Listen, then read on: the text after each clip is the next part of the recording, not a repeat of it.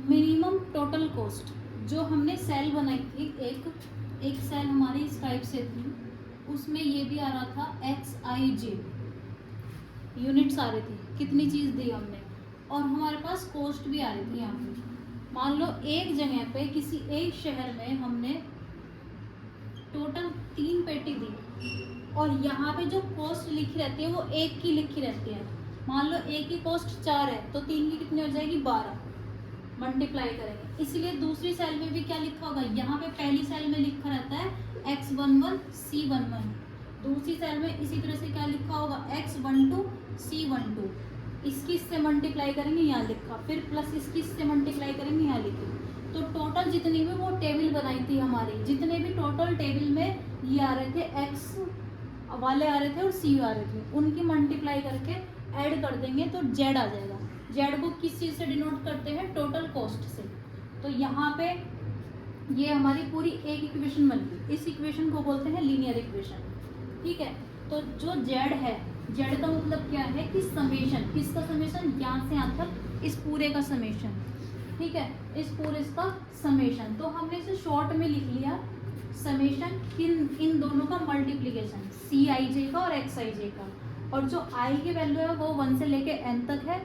Alphabet में इसे याद रखना, जब आप अल्फ़ाबेट में लिखते हैं I पहले आता है, Z बाद में आता है। इसी तरह से M पहले आता है, N बाद में आता है, A पहले आता है, B बाद में आता है। तो A के साथ में हमेशा I रहेगा, A के सफिक्स में हमेशा I रहेगा और B के सफिक्स में हमेशा Z रहेगा।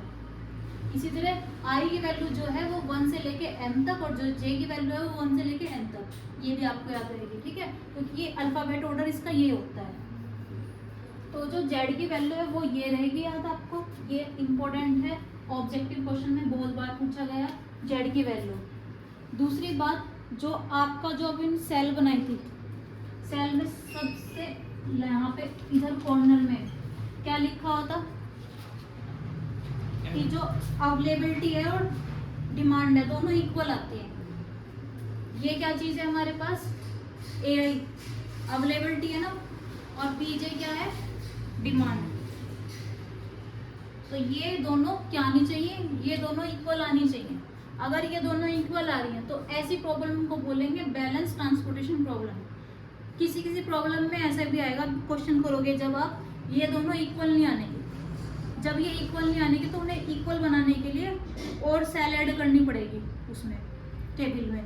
ठीक है, तो आप क्वेश्चन किस तरह से आएगा बन के ऑब्जेक्टिव में, if they are equal then problem is, option में दे देंगे, first option balance transportation problem, दूसरा ऑप्शन अनबैलेंस ट्रांसपोर्टेशन प्रॉब्लम, या कुछ और ऑप्शन में दे देंगे, या इस तरह से दे देंगे if problem is balance transportation problem then, पहले ऑप्शन में दोनों इक्वल हैं, दूसरे प्रॉब्लम में इक्वल नहीं है, तीसरे ऑप्शन में ग्रेटर देन, या थर्ड लास्ट ऑप्शन में लेस देन, इस तरह से दे देंगे।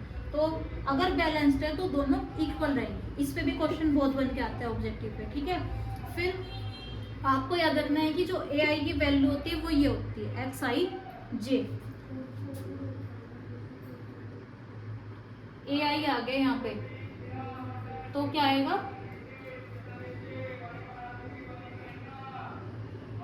J आएगा इसके साथ में, और BJ है तो I की वैल्यू 1 से लेके M तक आएगा डिमांड के लिए। ये दोनों वैल्यू भी याद रखनी है, यहाँ पे लिख लेना J की वैल्यू कहाँ से कहाँ तक है, 1 से लेके N तक, और I की वैल्यू कहाँ से कहाँ तक है, 1 से लेके M तक। ठीक है, ये क्वेश्चन भी बहुत आते हैं ऑब्जेक्टिव में, IA की वैल्यू और BJ की वैल्यू।